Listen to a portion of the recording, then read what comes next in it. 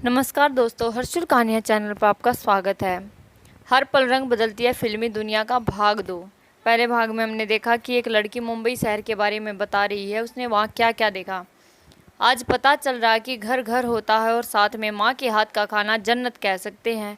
इसमें कोई दो मत नहीं है जन्नत कहने में। वो धीरे धीरे अपने मन को टटोलने लगी। मैंने हल्के लफ्ज़ों में पूछा कि आप हीरोइन बनी, तो फिर से जैसे अपने अतीत में खो गई। ऐसा लग रहा था जैसे कल की ही बात हो। उन्होंने बताया, हीरोइन बनने का तो भूत मुझसे तभी उतर गया जब मैंने मेरे जैसे हजारों को हर रोज़ लोगों के आगे पीछे भागते देखा। मैंने देखा कैसे कोई किसी की ज़िंदगी को तरबतर कर सकता है, कोई किसी को किस हद तक तोड़ सकता है। मुझ में इतनी हिम्मत नहीं थी कि मैं उनके तलवे चाटूं। मुझ में टैलेंट था, मैं सुंदर थी, यही मेरा गुमान था।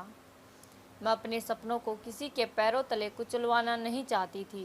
मैंने रोज़ डायरेक्टर के आने जाने के वक्त पे गेट पे खड़ी रहती थी।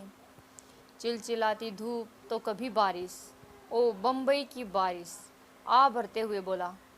मैंने फिर पूछा, क्या था बम्बई की बारिश में? उन्होंने मुस्कुराया और बोला, क्या बताऊं, वो बम्बई की बारिश नहीं आती तो नहीं आती, और आती तो जाने का नाम न लेती। उसी बारिश में घंटों घंटों खड़े रहना, फिर भी कोई उम्मीद न दिखाई देती थी।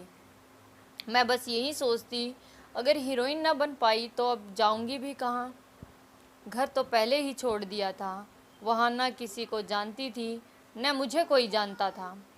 मेरे भीतर बस यही चल रहा था कि मुझे हीरोइन बनना है, चाहे जो हो जाए। मैं पूरा पूरा वक्त उधर खड़ी रहती, भूखे प्यासे, कोई देखने वाला नहीं होता। उस सपनों की दुनिया में सबको बस अपने सपनों की पड़ी है। इधर मेरे पास सब पैसे ख़त्म हो रहे थे। मुझे फिर से गोदाम में जाके नौकरी करनी थी।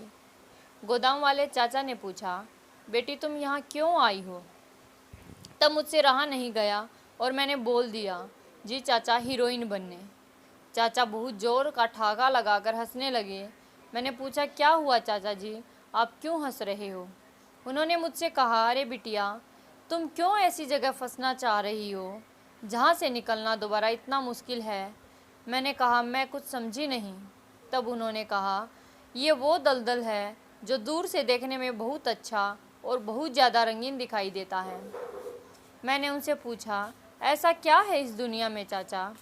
उन्होंने कहा, अरे बिटिया, तुम एक बार जो जहाँ फंस जाओगी तो यहाँ के लोग तुम्हें बोटी बोटी नोच खाएंगे और फिर बोलेंगे, जा तू दिखा तू क्या कर सकती है इस दुनिया के लिए।